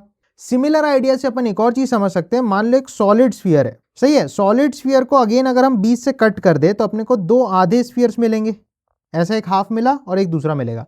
अब सोचो यही अगर डायमेट्रिकल एक्सिस है जिसके अबाउट हमने निकाला था सॉलिड स्फीयर का आई 2/5 एम आर स्क्वायर, राइट, तो अभी भी जो उसकी एक्सिस ऑफ रोटेशन है वो तो अभी भी सेम ही है, लेकिन क्योंकि आधा स्फीयर कट के अलग हो गया है, अभी भी जो सोचोगे कि जो आधा स्फीयर के पार्टिकल्स हैं वो अभी भी तो एक्सिस से सेम ही डिस्ट्रीब्यूशन पे है, तो जो मास है वो भले ही आधा हुआ हो पर डिस्ट्रीब्यूशन एकदम सेम है अभी भी। तो अब इस हाफ हेमिस्फीयर का मोमेंट ऑफ इनर्शिया अगर सेम एक्सिस के वर्ड लिखेंगे तो 2/5 मास की जगह m/2 इंटू आर स्क्वायर करके आप सेम एक्सिस के अबाउट आई लिख सकते हो। अब फिर से आप सोचो कि अभी भी ये जो स्फीयर है इसका यहां वाला पार्ट अगर अभी भी आप लगा दो तो अभी भी तो ये एक डायमेट्रिकल एक्सिस ही बनेगी, राइट, जो उस स्फीयर के अंदर से गुजर रही होगी। तो अगर मैं बोलूं पूरा स्फीयर जो था उसका मास अगर आधे का मास m है तो पूरे का मास 2m हो जाएगा, तो उसका moment of inertia 2/5 2m into r square आता। परंतु आधा मास जब हट गया, लेकिन अभी भी आप देखो जितने भी पार्टिकल्स हैं उनकी एक्सिस से जो डिस्ट्रीब्यूशन है वो सेम है, मतलब जितने पार्टिकल यहां से इतनी दूरी पे उतने पार्टिकल यहां से उतनी दूरी पे है, तो सिमेट्री होने की वजह से, डिस्ट्रीब्यूशन सेम होने की वजह से इस क्वेश्चन का जो मोमेंट ऑफ इनर्शिया हो जाएगा वो अभी भी 2/5 एम आर स्क्वायर ही रहेगा, क्योंकि यहाँ पे मास अपन ने एम ही दे के रखा है, राइट। तो अपन को ये समझना है बॉडी को कैसे भी काटा गया हो लेकिन अगर उसका मास का डिस्ट्रीब्यूशन सेम है तो अपन बोल सकते हैं उसका मोमेंट ऑफ इनर्शिया भी सेम आएगा। तो आई होप ये मास डिस्ट्रीब्यूशन वाला फंडा आपको समझ में आया होगा। इसके बाद अपन मूव करते हैं इस वीडियो के लास्ट टॉपिक में, जिसमें हम मोमेंट ऑफ इनर्शिया में एडिशन एंड सब्ट्रैक्शन को समझेंगे। तो इसको एक क्वेश्चन फॉर्मेट में मैं आपको समझाना चाहूंगा। सपोज एक डिस्क है अपने पास, ठीक है, इस डिस्क का ओरिजिनल मास m था, ठीक है, इस डिस्क की रेडियस r थी। अब क्वेश्चन में बोलता है कि अगर हमने इतना मास यहां से काट के अलग कर लिया, एक छोटी डिस्क हमने काट के अलग कर ली है, तो जो कटआउट होने के बाद जो भी बचा उसकी वजह से नया मोमेंट ऑफ इनर्शिया सिस्टम का कितना होगा। तो ये देखने में बड़ा भयानक लग रहा है लेकिन आइडिया बहुत सिंपल है। आइडिया क्या करना है, जो ओरिजिनल डिस्क का मोमेंट ऑफ इनर्शिया इस एक्सिस के अबाउट था उसमें से इस डिस्क का मोमेंट ऑफ इनर्शिया इसी एक्सिस के अबाउट निकाल के सब्ट्रैक्ट अगर कर दें तो अपने को नेट मोमेंट ऑफ इनर्शिया मिल जाएगा। तो पॉइंट ऑफ द स्टोरी ये है, ऐसे एडिशन या सब्ट्रैक्शन वाले जब भी क्वेश्चन आपके सामने आएंगे तो उसमें सेम एक्सिस के अबाउट मोमेंट ऑफ इनर्शिया निकाल के ऐड या सब्ट्रैक्ट करना। तो इस केस में सब्ट्रैक्ट कर रहे हैं तो एक बार अपन समझते हैं, ठीक है। सपोज ओरिजिनल डिस्क का मास m था, तो m मास जो है वो पाई आर स्क्वायर एरिया में डिस्ट्रीब्यूटेड था, तो इसका सिग्मा बन जाएगा बोले तो एरिया मास डेंसिटी।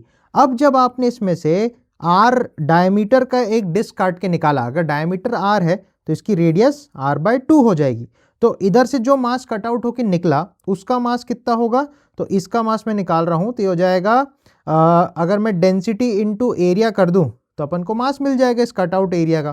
तो डेंसिटी है mass upon pi r square into इसका एरिया जो होगा वो आएगा पाई r/2 का होल स्क्वायर, राइट।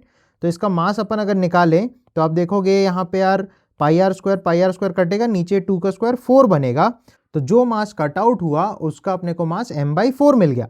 अब एक चीज समझनी है तो ये डिस्क की, लेकिन उसके सेंटर के अबाउट अपन को mr²/2 पता है, लेकिन हमको इस एक्सिस के अबाउट निकालना पड़ेगा जो ओरिजिनल एक्सिस है, और फिर माइनस कराने पड़ेगा ओरिजिनल मोमेंट ऑफ इनर्शिया से।